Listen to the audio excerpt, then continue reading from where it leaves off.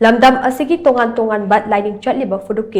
Singa houjik leiriba demography ki Phivam asiga kari mari leinaribage haibasi Neinaba Chumgani haina Manipur leingak ki Health and Family Welfare Minister Dr. Sapam phongdokkhre wafam ase sanamahi laining ki pokpa luhongba amasung tonganbagi thauramsing haina mingthonba numit 15 chumna chathagadaba workshop phongdokpagi thauramda mahakna phongdokhibane Laining Sanaamahi Temple Board amasung Manipur University of Culture na silaga pangthokpa workshop phongdokpagi thauram aduda Minister Dr. Sapam Ranjan hai Phurup amagi culture amasung demography ani ase adugi matik mari leinai maram aduna Tongan-Tonganba Phurup ki culture ngak senabagi tamak demography su kupna leinaba changi maram aduna houjik Manipur ki demography ase karamba phibam da leiribage haibase kupna leinadaba yaroi masiga iroinada Tongan-Tonganba Laining Chatliba Phurup kaya yamna lei haibase khangdokpa mathau tai amaromda total fertility rate haina medical ki oiba data ama lei hairiba data ase Manipur ki oina su Tongan-Tonganba Laining Chatliba Phurup khudingmaki lei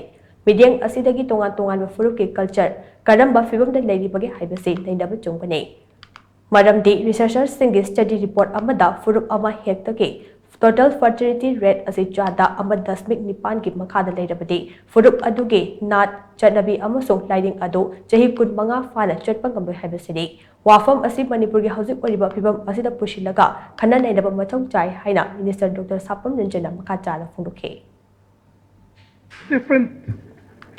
communities the churchriba cultures siga demography ga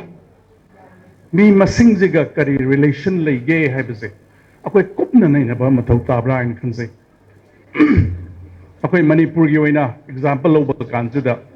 akoi ki demography se kamaina leirige whether demography is imbalance oirabra jaga khara dana henkat labra jaga khara dana tadharabra sigi lining chatpa khara sina kayam wangna leige sigi lining chatpa keno sina kayam lawana leige hese akoi kupna nainaba ma mathau tabra in khanse because demography and culture yamna mari leinaba pot ama lei haisari again demography is the amok akoina medical ki keno sida akoi data ama leise total fertility rate haidam siga amok demography siga kari mari amok leinage total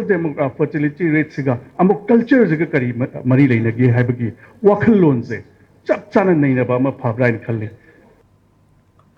Haying Kongbal Ufong Phivam the Laiba Laining Sanaamahi ki Laishang the Pangthokpa Thauram aduda Manipur University of Culture ki Vice Chancellor Professor Paunam Gunindrona hai Laining amagi irat thongni ase makhal ahum thokna lei masida khwaidagi maru oiba ase right step patients haina su khangnaba pokpa luhongba amasung korau nongabaga mari lainada pangthokpa thongni thauram singni masida Phurup natraga khunai amagi laining nat amasung chatnabi na chingba pumnamak mami taribane Samlapna hairabada pokpa luhongba amasung korau nongabaga mari lainana pangthokpa thongni thauram sing ase khunai amagi sakyeng mission oibane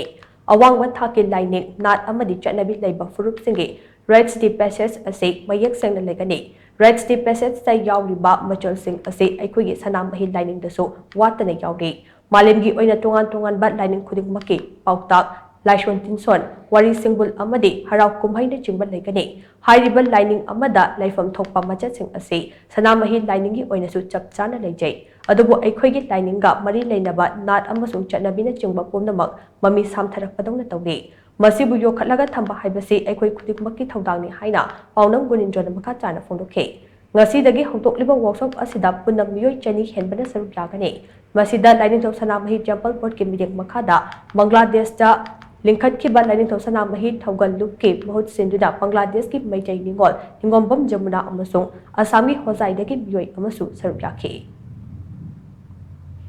Rice species masisda ekwegi tasingna yelongoidagi leraklaba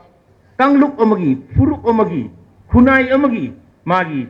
hairiba singba pokpa luhongba korong nonga tho hairiba ahum masigi thorum masida magi thajanaba chanabi magi lining gi myth legend